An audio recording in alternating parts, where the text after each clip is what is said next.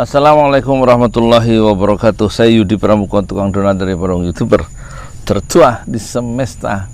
Tentu perlu ya dorong anak-anak muda Islam untuk masuk politik ya.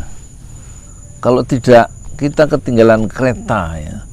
Orang-orang mujahid, pejuang-pejuang Islam itu harus menguasai, merebut kursi-kursi di parlemen ya.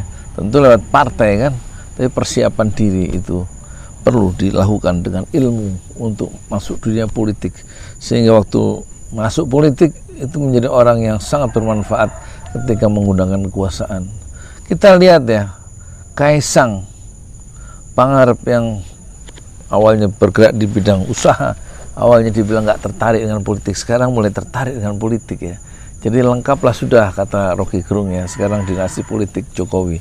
Ada Bobi Nasution, wali kota Medan, ada Gibran Raka Buming Raka, wali kota Solo, ada Pak Jokowi menjadi presiden, ada Anwar Usman ketua MK, dan sebentar lagi masuk Kaisang Pangarep menjadi, entah mungkin menjadi wali kota Solo atau menjadi gubernur, kita tidak tahu ya. Tetapi keinginan untuk tercebur dalam politik itu perlu ya, harusnya memang masuk ke situ, karena kita akan menawarkan ideologi yang berbeda, menawarkan satu fikroh yang berbeda, fikroh Islam, menawarkan satu cara mengelola kekuasaan yang berbasiskan Islamic values, dan itu harus dipegang, harus digunakan, atau harus dipakai, harus dimanfaatkan oleh siapa? Oleh anak-anak muda.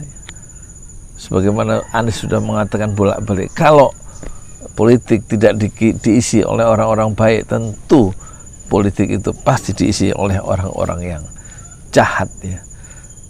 Dan mungkin perlu diapresiasi langkah Kaisang ketika dia mulai tertarik dengan dunia politik. Tampaknya falsafah Jerman perlu jadi pertimbangan untuk anak-anak muda. Pertama, bagilah hidupmu menjadi 3 bagian, 10 tahun pertama itu sukses di bidang pendidikan ya. 1, S2, S3 sukses. Kemudian setelah sukses di bidang pendidikan, 10 tahun kedua sukses di bidang ekonomi ya. Sukses di bidang ekonomi, menjadi wirausaha, menjadi pemilik startup, menjadi bisnis apa saja, yang penting dia sudah selesai dengan dirinya. Dan 10 tahun yang ketiga, maka orang diharapkan sukses di bidang politik.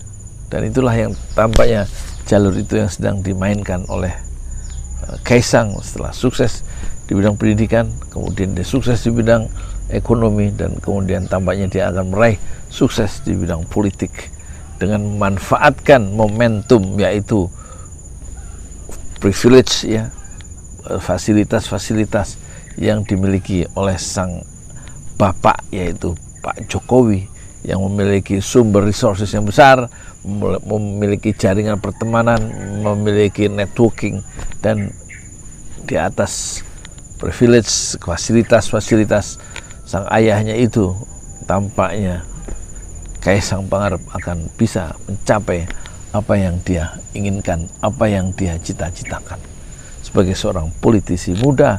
Dan dia akan menguasai sumber-sumber ekonomi yang baru, sumber-sumber bisnis yang baru, dengan kekuasaan yang ada di tangan. Bagi pejuang-pejuang Islam, bagi anak-anak muda Islam, penguasaan, kekuasaan yang berhasil di tangan itu tentu akan sangat berguna ya, untuk memberdayakan masyarakat, untuk menolong kaum du'afa, berpihak kepada kaum du'afa, sehingga dia menjadi orang yang sukses. La tungsurunna bi du'afaikum, kamu pasti ditolong oleh Allah, kamu pasti dimenangkan oleh Allah di dalam kehidupan dunia kalau kamu berpihak kepada orang-orang yang lemah di antara kamu. La tungsurunna bi du'afaikum, kata Rasulullah sallallahu alaihi wasallam. Oleh karena itu, pikirkanlah dan bertekadlah untuk masuk jalur politik dengan membawa serta Islamic values dan berpihak kepada kaum du'afa, berpihak kepada rakyat kebanyakan,